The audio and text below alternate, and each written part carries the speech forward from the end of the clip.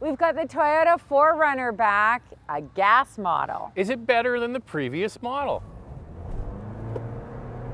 Little bit of turbo lag, but some pretty good power. This video is brought to you by Nitto Tire. We're giving away a set of Motivo 365 Performance all-weather tires, and we'll tell you how to enter about halfway through the contest. We're giving away a set to a Canadian viewer and an American viewer. So Andrea mentioned turbo lag there. A little bit. So what's under the hood of this? A 2.4-liter turbocharged 4-cylinder with an 8-speed automatic transmission, 278 horsepower and 317 pound-feet of torque. Depending on the trim you'd choose, part-time 4-wheel drive, full-time 4-wheel drive, and in the US, you can add 2-wheel drive to the mix. Whether you get the hybrid or the gas model, you can use regular fuel. Okay, it's called a 4Runner. You would think it would be like 4-wheel drive. Yeah. So why do they sell a 2-runner? 2-runner. All right, now we're going to tell you about the hybrid. Well, it is more powerful. It has the i4 Max Hybrid with up to 326 horsepower, 465 pound-feet of torque. All right, so we're going to get into the base model. What are the key standard features? The base trim comes with a 7-inch multi-information display, an 8-inch touchscreen, wireless Apple CarPlay and Android Auto, an 8-speaker audio system, 6-way manual front seats, 2-way adjustable driver lumbar support, heated cloth front seats, a leather-wrapped steering wheel, 7-passenger seating, smart key entry with push-button start, and Toyota Safety Sense 3.0. In the US, not all these features are standard. Well, Andrea, the internet is full. Yeah. It is full of people lamenting the loss of the good old V6 in the 4Runner, the 4-liter with the 5-speed automatic transmission, ran forever, bulletproof, but things change. And on that front, in my opinion, I'm going to ask you this right now, it actually, as an everyday driver, is so much better. Way better, more comfortable. The suspension is better. The 8-speed automatic transmission is good. It's quick shifting. I mean, what a difference between this and the old model. I get the appeal of the old model, you know. It's cool, but this is cool too. Toyota did a good job. All right, so when you add 3 more gears, sure, you've downsized the engine. You've gone from a 4-liter to a 2.4 turbo, but you've added 3 more gears. So because of that, the engine can be, for the most part, in the right rev range for both fuel economy and power at most speeds. So, you know, we drove that old one. We did. About a year and a half ago. And we're going to tell you more in our hot topic which one we prefer. So make sure you stick around for that. One thing I find about this new 4Runner is the steering is so light. We've got Tacoma this week as well, and the turning radius for the Tacoma isn't great. So I was thinking, oh gosh, I think I said the 4Runner had good turning radius in our last video, and so of course tried it out again. It is really good, so different from Tacoma. And I like the steering feel. It doesn't feel like it's top heavy either. You do feel well planted. The other one felt more like a truck. Okay, so the previous model was kind of primitive because it was so old. It really was in market for a long period of time, and I can hear the internet going off right now, but Zach, it was bulletproof. I know that. Yeah. We're here to tell you, as an everyday driver, this is much easier to live with. It's just more polished, more upscale, more refined, better insulation. It's not fatiguing, and the old one could be kind of droney, all those things. So anyway, that's our opinion of it. I just want to say, because now we're on the highway, Andrew, we have all the different drive modes. What are we going to put it in? You got to put it in S for subscribe, and if you can hit that notification bell, you'll be notified when all of our reviews drop, and then you can watch them. And we do this, the Cup of Car review, twice a week. The first one drops on Wednesday. We put another one out on Saturday. So make sure to like and subscribe. Okay, Andrea? Okay, I've got a Corolla in front of me. No, it's not even a Corolla. It's a Yaris. It's a Yaris. See how quickly the uptake is? Because it's able to drop maybe a gear or 2. Yeah, now it does get louder on the highway. Oh, I'm going to tell you right now. When you're accelerating, it gets louder, but it's not too bad. We had the Land Cruiser. Now that has the hybrid system, but it was really droney. And we've driven the hybrid version of this as well. I don't know what they did between when Land Cruiser came out and this came out. This, in my opinion, is a better everyday vehicle. It's not as noisy as Land Cruiser. Yeah, I agree with you. I don't know either, but they definitely tweaked this, that it isn't as loud. Look, depending on the trim that you go for, there's different suspensions and different shocks. We've got the Off-Road Premium model. One thing about the TRD Sport is you get a sport tune suspension. I'm a big fan of the limited model because you get the adaptive variable suspension and it just makes the ride more comfortable. I've got a theory though, Land Cruiser versus this, and here's my theory, Andrea. Land Cruiser is a worldwide vehicle. Yeah. Right? 4Runner, for those who are not aware, is really just a North American thing. The Japanese over many decades have kept on saying, like, why do we keep making this? And then people in North America is like, because we love 4Runner. Yep. It's really not a thing everywhere else. They sell the Prado, they sell the Land Cruiser. So I think the engineering that went into that vehicle is done for taste in other markets as well. This one is really tuned, I think, for more North American taste, and I think they got it right. And this one gets a third row, whereas Land Cruiser in North America does not. This is based on the TNGA-F platform, and it has a multi-link coil rear suspension and a double wishbone front suspension. I love when you talk dirty like that, Andrea. Say more for me. Say more techie stuff for me. Say more techie stuff. Okay, well, let's get into this off-road premium trim, and I'll tell you what you get. This model comes with front windshield acoustic glass, a locking rear differential, Bilstein shock absorbers, a multi-train monitor, vehicle stability control, downhill assist control, and crawl mode. Okay, Andrea's going to show you how this thing turns. Turning radius, look at me. That's pretty good. Tacoma can't do that. No, Tacoma cannot. I would have to back up. All right, so let's get into the outside of this thing, and I got to tell you, they didn't screw it up. You could take a 5-year-old and show them the old 4Runner and show them this, and they would go, yeah, it's a 4Runner. Yeah, it was super important that they didn't mess it up, obviously, because the previous model still is a huge hit. I like the look of it. I remember when we saw it in California for the first time in person, I was like, yes. And I love the color. This looks great. Yeah, heritage blue, beautiful color. And they didn't screw up one major thing, and that is the, the power window at the back. And, this has been around a 4Runner for so long, and dog owners love this because you can open the window a lot or little and let your dog hang their head out the back to get some fresh air. Yeah. The 4Runner has 8.1 inches to 10.1 inches of ground clearance depending on the model, and it comes standard with LED headlamps, LED fog lamps, LED tail lamps, 17-inch wheels, available 18 and 20-inch wheels, and a spare tire. This TRD Off-Road Premium trim has a hood silencer, TRD front grille, underbody protection, a full-size spare tire, and 18-inch off-road wheels and tires. Available features on 4Runner include premium LED headlamps, power folding exterior mirrors, power running boards, and an LED light bar. You know what, Andrea loves her fun facts. I do. You want a fun fact? Give me a fun fact. Okay, so this was developed alongside the latest Tacoma, and we have both this week. So it's really good to get in and out of each of them. Yeah. From this B-pillar forward is pretty much Tacoma. So everything you see in the front here is the same as Tacoma. Yeah. So the Tacoma was developed for the North American market, and then they had the 4Runner developed off that. And this is made in Japan, whereas Tacoma is made in the US. So this is very truck-like. I mean, it just reminds me of Tacoma. We've got upgrades in here like the 14-inch touchscreen and the 12.3-inch digital driver display. I like the traditional shifter. One thing that I really like on this model, first off, the running boards, and that it has a grab handle on the driver's side, where Tacoma doesn't.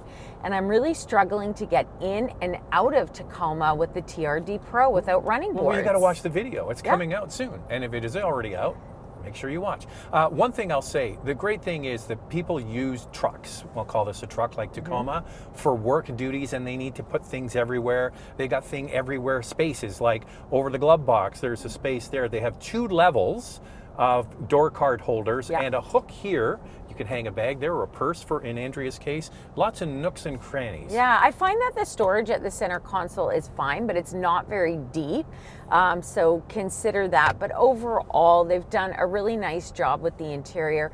The seats are comfortable. You can get cloth, soft tax, or leather trim, depending on the trim you choose. One thing I really like about the limited model, Zach, maybe you'll remember, I is that remember it was red. It was red. That portobello color interior, Yeah. just so beautiful. Just gives it a little bit more elegance. I'm just going to decode this for you right now. I'll decode this for you. Andrea really likes the limited. I do. And you know what? I've been a big fan of 4Runner for a long, long time, even the previous model, but this one is just more comfortable to drive. Now, when it comes to the third row in Canada, the SR5 and limited models come standard with it. In the US, it's the same models, but you have to add it for an extra cost. It's about $700 US. The hybrid model, no third row. There are a ton of trims and a lot of available features. They include a moonroof, heated steering wheel, driver's seat memory with mirrors, 8-way power front seats, ventilated front seats, heated rear seats, a head-up display, panoramic view monitor, multi-terrain monitor, digital display rear view mirror, 14-speaker JBL sound system, plus a removable speaker and a power liftgate with kick sensor. So here's me getting in the second row of this 4Runner. It isn't the biggest vehicle in this class. How does it stack up? It is 41.8 inches of front row legroom and second row legroom 34.8 inches. Okay, if you get a model like the SR5 or Limited with the third row, here's me getting in the back. It isn't huge. How does this stack up? Third row space is only 31.8 inches. The good news is when you lift the power liftgate with the 5-passenger model like this one, the cargo space is really big. It's long, it's wide. However, you can't lift the floor. Cargo space behind the second row for the 5-passenger 4Runner is 48.4 cubic feet and overall cargo space 90.2 cubic feet. The 7-passenger vehicle has 12.1 cubic feet of space behind the third row, 48.8 cubic feet behind the second row, and overall cargo space 84.1 cubic feet. All right, it's the last week to give away these tires. Time now for questions, coffee, and cars. Well, before we get to your questions, we just want to let you know we're in the final week of our tire giveaway from Nitto Tire. We're giving away a set of Motivo 365 Performance All-Weather tires. And who wins, Andrea? Yeah, one Canadian viewer and one US viewer who doesn't need a free set of tires. I love a giveaway. Because the Motivo 365 have high levels of silica, it makes the tire more adaptive to temperature changes, remaining pliable in colder temperatures, yet responsive and durable in warmer conditions. These have the 3-peak mountain snowflake symbol for year-round traction, including winter conditions. The advanced silica compound extends the tread life and lowers the rolling resistance, resulting in improved fuel economy. We also noticed that these are very quiet on our GTI. There are also wide, continuous channel grooves that evacuate water for better grip, reducing the risk of hydroplaning. Now you can leave the same tires on your performance car all year long. So click on the link in the description below. That goes to the Nitto website. They're hosting the contest for us. If you're in the United States, hit provinces and scroll down. You'll find states. Same thing for your zip code. Just put it in where it says postal code and then you're entered. And make sure you register now. Don't wait because the contest is ending soon. If you're in Canada and you want to buy a set of these Motivo 365 tires, they have $50 off as their spring spiff. Go get them. Nice. All right, Andy, you ready? I'm ready. Your questions from Instagram. This or the 2026 Honda Passport. Darn, we missed the Passport Drive event in Puerto Rico. We had a conflict, unfortunately. So we haven't driven it yet, but I gotta tell you, Honda did a great job on the redesign of that model. We really like it. We saw it at the LA Auto Show. It's an impressive redesign. Bigger. It's bigger than this. This is a body-on-frame SUV. That is a unibody crossover-based vehicle with 2 rows, 5 passengers, same thing, but it's using different technology to make it more off-road capable. I would still put this in first place when it comes to doing off-road capable stuff. That one's good. This one will be better. I also think resale value on this 4Runner will be better because it's a body-on-frame SUV. And I think if you're specifically looking for a body-on-frame vehicle like this, maybe you wouldn't look at the Passport because it is a unibody design. But the other thing about the Passport, which some people won't love, is that they kind of haven't figured out the spare tire.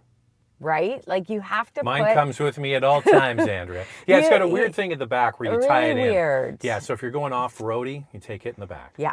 Well, the SR5 suffice, do you guys think? Nice upgrades here, but price is up as well. We actually drove that SR5 at the Toyota Drive event in California. What did you think? So I'll put the link in the description. So we drove the SR5 and the Limited, from what I remember. Yeah. We were very impressed with the SR5. It can also be equipped with the third row seats if that's your thing. I'm of this class of vehicle, I'm more down to like the basic ones. Yeah. I kind of like just because it's a truck, it's a body on frame, it's supposed to do trucky stuff. So I don't need fancy. I like fancy, but I would be quite happy. We thought the SR5 was fine. Look, you could totally go with the SR5, but if you want some of those extra features, and I'm just going to give Canadian specs, like the 12.3-inch digital driver display or the moonroof. I kind of like a heated steering wheel. You're going to have to go up some trims, one up from the base model in Canada. You have to go up even further in the US to get that heated steering wheel.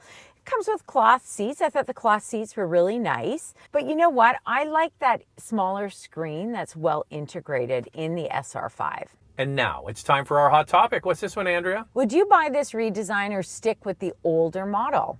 I get the whole thing about the last model with the 4-liter and all that, bulletproof, all of that is true. So if you're one of these people that wants to buy a collectible, maybe 4Runner, maybe go and get one of those. If you're somebody that just wants to drive this every day and maybe do some off-roady stuff, this is a much better 4Runner. The drivability of the engine is really quite good, and everything else is better. For sure. Updated technology. The old model doesn't have any of this stuff. If that's not important to you, then go for the previous model, but it's the driving dynamics that make a world of difference. I like that 40th anniversary we had, the cool colors. If I was going to collect one, I'd get one of those. All right, Andrea, let's get into the vital stats of this new 4Runner. Let's start with pricing. We'll do Canada first and then move on to the US. Pricing includes freight, PDI, and fees. The base gas model starts at just over $57,000, and the top trim hybrid is just over $87,000. In the US, the base model starts at just under $41,000. And the top hybrid trim is just under $67,000. Fuel economy does vary depending on the trim and the size of wheels and tires. For the four-wheel drive versions, the gas model is 12 liters per 100 kilometers city, 9.9 on the highway. That's 20 miles per gallon city, 26 on the highway. For the four-wheel drive hybrid, it's 10.5 liters per 100 kilometers city, 9.7 on the highway. That's 23 miles per gallon city, 24 on the highway. The 4Runner can tow 6,000 pounds. Toyota offers a warranty of 3 years, 60,000 kilometers or 36,000 miles. In the United States, you get complimentary scheduled maintenance for 2 years or 25,000 miles. Lightning round, 2 things we like, 2 things we'd like to see improved. Well, I think we covered it. Driving dynamics, much improved. I think they nailed it with the design. What I'd like to see improved, how about the price? Boy, sure has gotten expensive. Can you give me a loan, Toyota? Actually, they will give me a loan if I wanted one. They will? Yeah. No they problem would. there, Zach. All right, so that's it. It's the latest, newest, greatest 4Runner. What do you guys think of that? Thanks for watching, and if you like what you see, subscribe. We'll see you next time.